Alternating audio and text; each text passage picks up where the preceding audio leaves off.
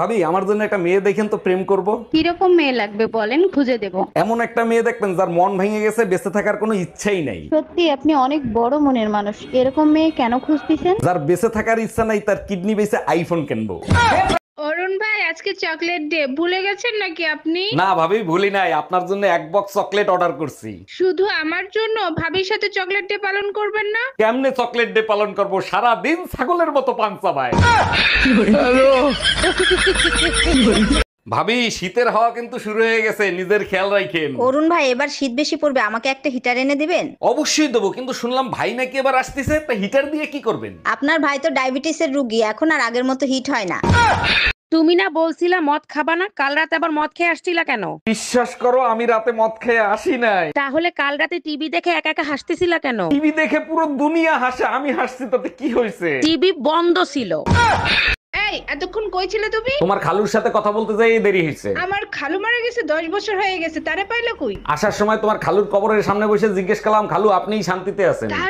তারপর খালু বলল, শান্তিতে থাকবো না কেন, মইরে জায়গা দখল করছি।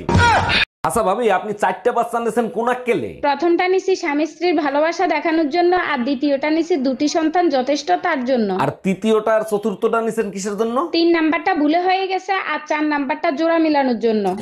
একটা বুইড়া খাটাসের সাথে বিয়ে দিয়েছে, জীবনটা অতিষ্ঠ করে ফেলছে। আমি বুইরা খাটাস, দাঁড়া এক্ষুনি তোর বাপের কাছে নালিশ দেবো। দেও দেও, আমি আমার বাপের রাজকুমারী। হ্যালো শ্বশুর মশাই, আপনার মেয়ে শুধু আমারে গালি দেয়। গালি খাওয়ার কাজ করার সময় মনে থাকে না।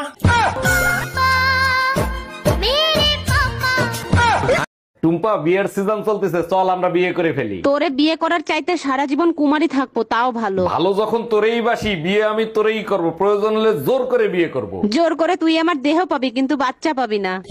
এই জানো, পাশের বাড়ির ভাবি না প্রেগনেন্ট। বলো কি, এ তো খুব খুশির খবর। ভাই 2 বছর ধরে বিদেশ, আর ভাবি প্রেগনেন্ট, এটা কোনো খুশির খবর হইলো? আমার উপর চিল্লাচ্ছ কেন? আমি কিন্তু ভাবির বাড়ির আশেপাশেও যাই নাই। ঠাকুর ঘরে কে রে? আমি কলা খাই না। আজকে ঠান্ডা অনেক পড়ছে। এই টুম্পা, কই তুমি? এইদিকে একটু আসো না। এই নাও, গরম গরম চা খাও, শরীর গরম হয়ে যাবে। তোমার ভালোবাসা দেখলে মাঝে মাঝে মন চায় তোমার জন্য তাজমহল তৈরি করি। থাক হইছে, তাজমহল বানাইতে হবে না, রান্না করে থালা বাসন রাখা আছে, ওগুলো ধুয়ে দিলেই হবে। রান্না বান্না করতে মন্দ লাগে না, তবে দেশি খাবারের যত ঝামেলা। বাটোরে কোটোরে ধৌরে ভাজরে, এই জন্য বাঙালি মেয়েদের জীবনটা রান্নাঘরে কেটে যায়। তোমার সংসারে এসে অশান্তির আগুনে জ্বললাম, এক ফোঁটা শান্তির মুখও দেখতে পারলাম না। তুমি এক কাজ করো, লিপস্টিকের জায়গায় সুপার ব্লু লাগানো শুরু করো। শান্তি কেন, শান্তির মায়েরও দেখতে পারবা। অনেক দিন হয়েছে ঝাটার বাড়ি খাও না, তাই না?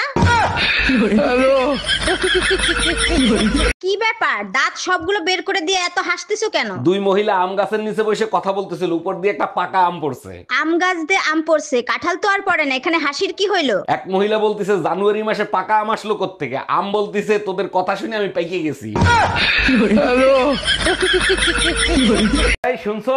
না, আমি কানে শুনি না। আমি কেন, আমার বাপ দাদা 14 গোষ্ঠীরও কেউ কানে শুনি না, কিন্তু আমি যদি কিছু বলি তোর বংশ সবাই শুনে, তোর বাপ শুনে, তোর মা শুনে, তোর ভাই শুনে, তোর বোন শুনে, এমনকি তোর বাসার কুত্তারা পর্যন্ত শুনে, শুধু আমি শুনি না।